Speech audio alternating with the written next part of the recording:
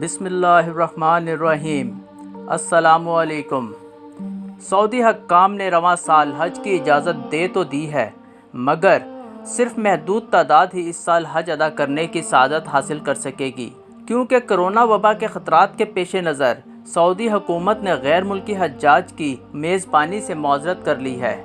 رواں برس صرف سعودی شہری اور اقامہ ہولڈر ہی حج ادا کر سکیں گے۔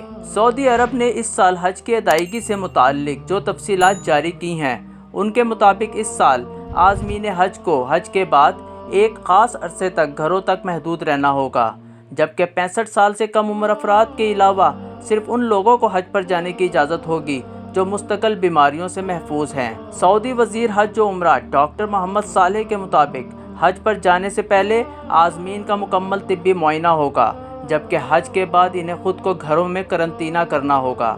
عازمین حج کی تعداد 10,000 سے زیادہ نہیں ہوگی۔ وزیر صحت نے کہا کہ حج کے لیے وزارت نے سخت منصوبہ بنایا ہے۔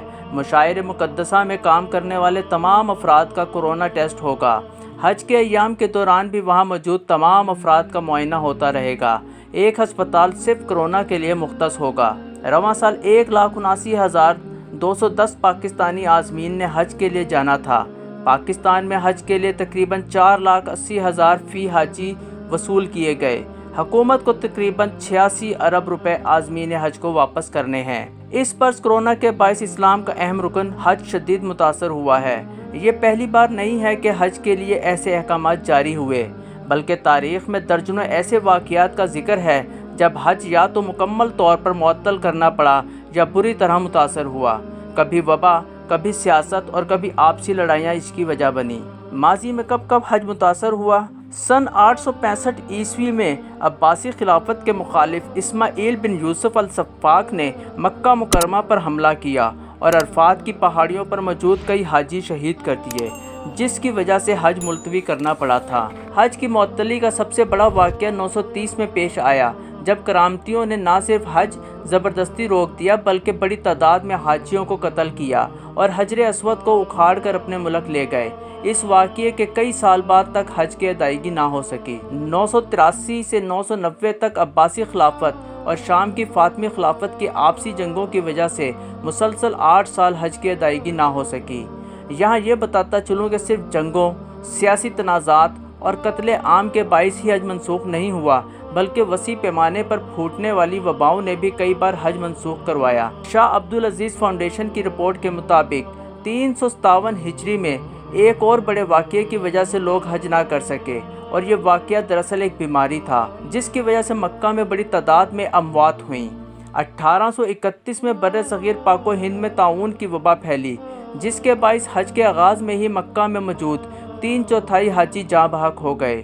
ان سنگین حالات کی وجہ سے مناسک حج منسوخ کر دیے گئے۔ 1837 سے 1858 کے 2 اشروں کے درمیان وقتاً فوقتاً وبائیں جنم لیتی رہیں۔ اس وجہ سے اس دوران 7 بار حج کے مناسک ادا نہ ہو سکے۔ 1865 اور 1883 میں بھی وبا کی وجہ سے لوگ حج ادا نہ کر سکے۔ 390 ہجری میں مصر میں بڑھتی ہوئی مہنگائی اور حج کے سفر کے اخراجات میں بے پناہ اضافے کی وجہ سے لوگ حج پر نہ جا سکے، اور اسی طرح 430 ہجری میں عراق اور خراساں سے لے کر شام اور مصر کے لوگ حج پر نہ جا سکے۔ 654 ہجری سے لے کر 658 ہجری تک حجاز کے علاوہ کسی اور ملک سے حاجی مکہ نہیں پہنچے۔ 1213 ہجری میں فرانسیسی انقلاب کے دوران حج کے قافلوں کو تحفظ اور سلامتی کے باعث روک دیا گیا تھا۔ 417 ہجری کو عراق میں شدید سردی اور سیلابوں کی وجہ سے زائرین مکہ کا سفر نہ کر سکے۔ اس طرح شدید سرد موسم کی وجہ سے مناسک حج منسوخ کر دیے گئے۔ واضح رہے کہ سعودی عرب کی ریاست 1932 میں معرض وجود میں آئی، تب سے اب تک حج کی ادائیگی میں خلل واقع نہیں ہوا۔ یہ پہلا موقع ہے جب حج کو محدود سطح پر ادا کیا جا رہا ہے۔